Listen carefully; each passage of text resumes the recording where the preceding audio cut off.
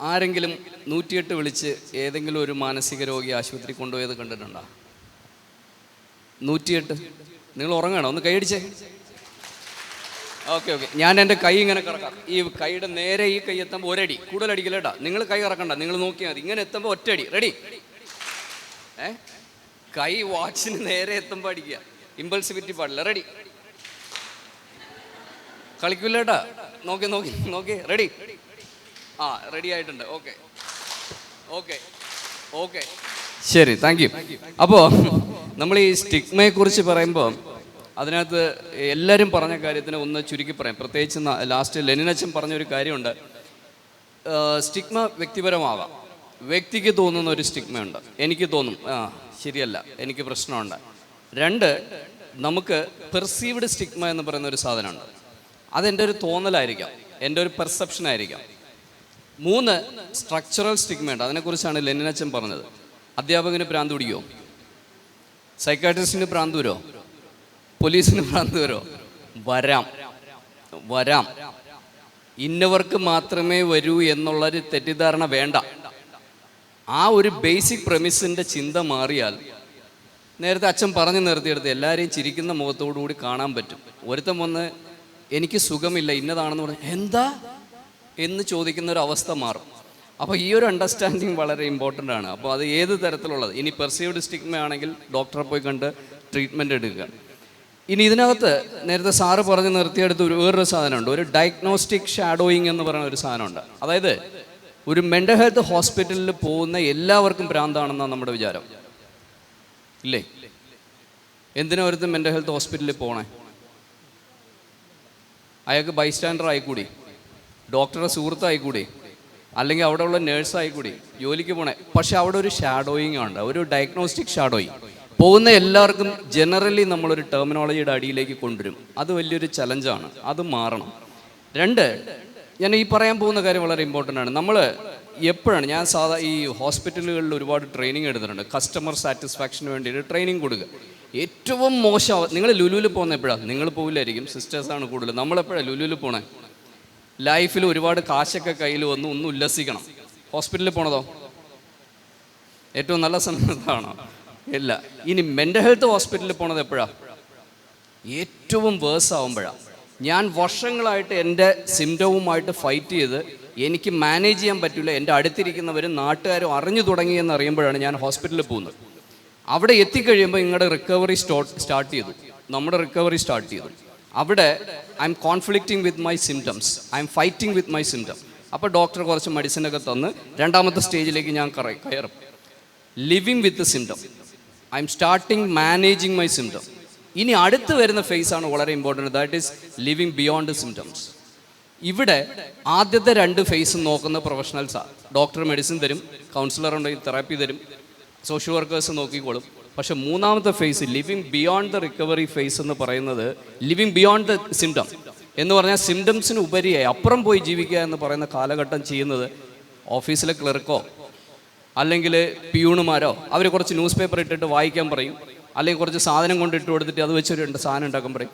Professionals അല്ല deal ചെയ്യുന്നത്. ഞാൻ എന്താ ഈ പറയാൻ കാരണം എന്ന് പറഞ്ഞാൽ, ഈ ഫേസ് എന്തുമാത്രം എക്സ്റ്റെൻഡ് ആവുന്നോ അത്രത്തോളം ഇവൻ കമ്മ്യൂണിറ്റിയിൽ നിന്ന് ഡിസ്കണക്റ്റഡ് ആവും.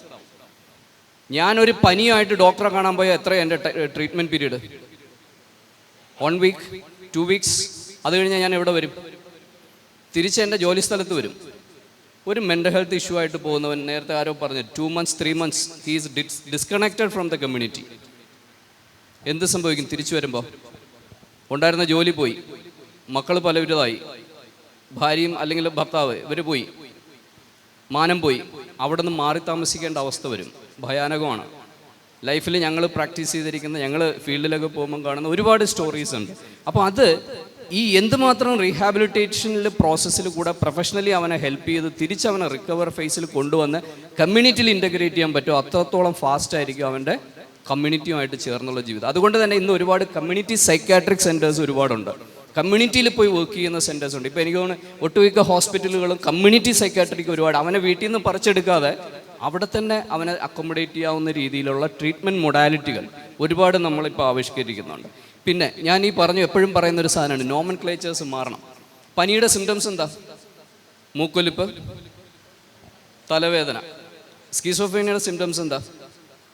സ്റ്റ്യൂപ്പർ, waxy flexibility, hallucination.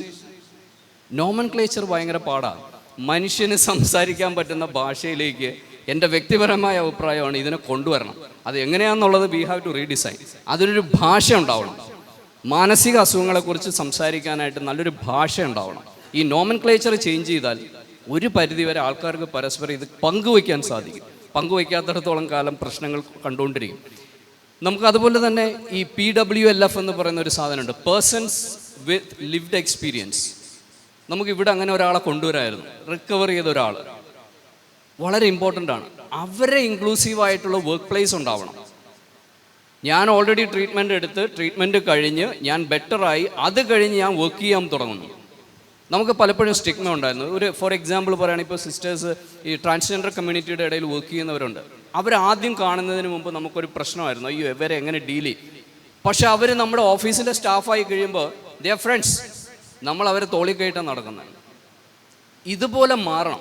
Lived experience ഉള്ളവർ ലൈവ് എക്സാമ്പിളായിട്ട് നമ്മുടെ പൊതുസമൂഹത്തിൻ്റെ മുഖ്യധാരയിലേക്ക്, നേരത്തെ ഇവിടെ പറഞ്ഞ മുൻ സ്പീക്കേഴ്സ് പറഞ്ഞു, ഒന്നോ രണ്ടോ ദീപിക പദുക്കോൺ പോലെയുള്ള ഒന്നോ രണ്ടോ സിനിമ ആക്ടേഴ്സ് അത് പറഞ്ഞപ്പോൾ ഒരുപാട് പേര് പറയാൻ തുടങ്ങി, എനിക്ക് ഡിപ്രഷനുണ്ട്, എനിക്ക് ആങ്സൈറ്റി ഉണ്ട് എന്ന് പറയാൻ തുടങ്ങി. അതൊരു ലിവ്ഡ് എക്സ്പീരിയൻസ് മുഖ്യധാരയിലേക്ക് വരുന്നതിൻ്റെ ഒരു എക്സാമ്പിളാണ്. ഇനി ഒന്ന്, മീഡിയ എപ്പോഴും കെയർഫുൾ ആയിരിക്കുക. മീഡിയ സെൻസിറ്റൈസ് ചെയ്തേ പറ്റുള്ളൂ. മീഡിയയുടെ വാക്കുകൾ ഉപയോഗിക്കുന്നത്, മീഡിയ അതിനെ എങ്ങനെയാണ് പോർട്രേ ചെയ്യുന്നത്. ഉദാഹരണം സൂയിസൈഡ്. നമുക്ക് അറിയാം, ഈ ഇടയ്ക്ക് കുറേ കാലത്ത് ഒരു ഫാമിലിയായിട്ട് 2 കുട്ടികളെയും കൊണ്ടൊരു സ്ത്രീ ചാടി മരിച്ചു. അതിനെ മീഡിയ ആഘോഷിച്ചു, ഒരു വീക്ക് വേറെ ന്യൂസ് ഇല്ലാത്തതുകൊണ്ട്. അത് കണ്ടിട്ട് മെനി പീപ്പിൾ കമ്മിറ്റഡ് സൂയിസൈഡ് ഫാമിലിയായിട്ട്. അപ്പോൾ ഇതിന് മീഡിയ നമ്മളൊരു പരിധിവരെ എടുക്കണം കൂടുതലായിട്ട്. പിന്നെ സ്കൂൾ ബേസ്ഡ് ഇൻ്റർവെൻഷൻ ആവശ്യമാണ്. സ്കൂൾ തലത്തിൽ തുടങ്ങണം. സ്കൂൾ തലത്തിൽ പറയുമ്പോൾ ഇവിടെ ഒരുപാട് കൗൺസിലേഴ്സ് ഉണ്ട്. ഏറ്റവും കൂടുതലായിട്ട് അവോയ്ഡ് ചെയ്യേണ്ട, ഒഴിവാക്കേണ്ട ഒരു സാധനം ലേബലിംഗ്. ഒരുത്തൻ കൗൺസിലിങ്ങിന് വന്നു കഴിഞ്ഞാൽ അല്ലെങ്കിൽ ഒരു ടീച്ചറിന് തോന്നുകയാണ് ഹീ ഈസ് മിസ്ചീഫ്, അവൻ വളരെ പൊറുതിമുട്ടി അവനെ കൊണ്ട്, അതുകൊണ്ട് അവൻ്റെ തലയിൽ ഒരു ലേബൽ ഒട്ടിച്ചു കൊടുക്കും, പോയവൻ, പൊട്ടൻ. പിന്നെ അവൻ ആ സ്കൂൾ കഴിഞ്ഞ് പോകുന്നത് വരെ he has to live with that label. ആ ലേബലിംഗ് പാടില്ല. Counsellors has to take rigorous steps on that. ഈ ലേബലിംഗ് അവോയ്ഡ് ചെയ്യുക. ഒരു വ്യക്തി പഠിക്കാൻ മോശമാണെങ്കിൽ അവന് നാളെ അടുത്ത സെമസ്റ്ററിൽ ബെറ്റർ ആയിക്കൂടാന്നില്ല. ഞാൻ അവൻ ആദ്യം കണ്ടത് എങ്ങനെയാണോ അതുപോലെ ആയിരിക്കും അവൻ അവിടെ നിന്ന് കോളേജിൽ നിന്ന് അല്ലെങ്കിൽ ഒരു എഡ്യൂക്കേഷൻ ഇൻസ്റ്റിറ്റ്യൂഷനിൽ നിന്ന് പോകുന്നു എന്ന് വിചാരിക്കരുത്. ഇനി വർക്ക് പ്ലേസിൽ നമ്മൾ മെൻ്റൽ ഹെൽത്തിനെ കുറിച്ചല്ല, ഇപ്പോൾ അതിൻ്റെ നോമൻക്ലേച്ചർ അവർ മാറ്റിയിട്ടുണ്ട്. വെൽബീയിങ് കോച്ചസ് ഉണ്ട്, വെൽബീയിങ് കോച്ചസ്. അവരങ്ങനെയാണ് അതിനെ പറയുന്നത്, വെൽബീയിങ് കോച്ചസ്. എന്തുകൊണ്ടെന്ന് പറഞ്ഞാൽ അവനെ അക്കോമഡേറ്റ് ചെയ്യാൻ പറ്റുന്ന ഒരു അവസ്ഥ, അവൻ സർവീസ് സ്വീകരിക്കാൻ വേണ്ടി.